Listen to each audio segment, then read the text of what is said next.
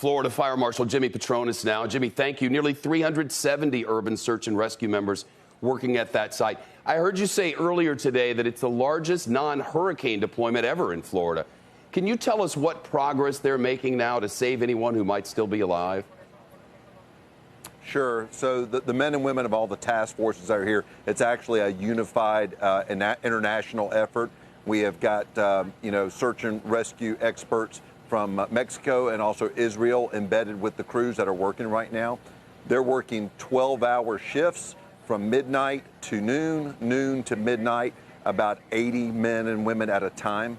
So the amount of work that they're doing is enormous, but it's also it's just painfully delicate also because of the unstable environment they're working in an effort to save lives because of the potential of lives being below the rubble. Jimmy, authorities have been telling us every day, they did while I was there, they did over the weekend, that the searchers have every single thing they need. And today we learned the hydraulic equipment can't really go as long as they need it to in this situation, and they're having to bring more in. So they lack that. What else do they lack?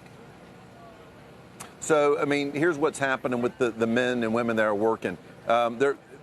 Typically, when you work with a hurricane, you're not standing on shards of broken concrete and steel all day long. The boots are wearing out. The men and women, we're getting supplies brought in daily in order to make sure they have what they need to do their job. Their gloves wear out incredibly quickly. But again, the hydraulic pumps that run the saws, they're not meant to run 5 days straight. So we're overnighting equipment in to create more backups of the equipment out of Orlando. So, this is a first of its type of effort in Florida, unique. Thankfully it is. When we were there reporting in Surfside, the mayor told me he was concerned that all the workers on the pile didn't have the masks that they need to protect them from the heavy black smoke. Do they have them now, and is the air quality being tested? Yeah, so it's kind of sometimes can be a little deceiving when they're on the pile. If they're in the open air, if they're working on moving large debris, there's a little bit more of a less mask environment. Anytime there's smoke, anytime they're in an area where the dogs have said that there's life that could be possessed, that could be there, a totally different set of protocols ramps up. But if you're working, moving large debris in order to save lives underneath it, the guys are going to be a little more aggressive with just how they operate, and that may be they're not wearing their safety goggles, so you have to remind them. And thank goodness they've been able to get all of the fires under control. That was due to the technology they deployed with creating the trench. It was actually pretty amazing how that pulled it off. It really was. But quickly before we go, have they been testing the air? Do we know what these heroes have been breathing?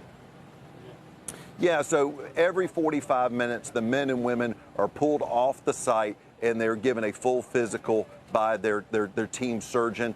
Blood pressure, oxygen levels, heart rate. They've got to get a clean bill of health before they go back on. I understand, so, but are we testing the air? Cases and cases of filters.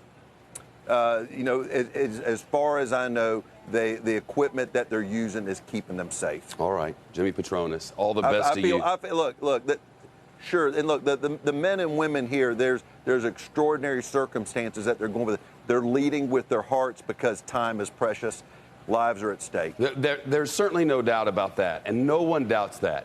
But as one who's covered disasters in this country and around the world, and who has friends who worked on that pile on 9/11 and then turned away and ended up with cancer and dying themselves later, sure, because authorities did not tell them what they were breathing, so they could not make decisions for themselves.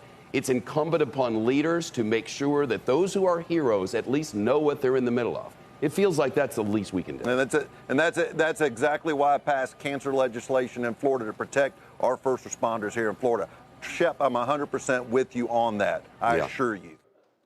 Shepard Smith here. Thanks for watching CNBC on YouTube.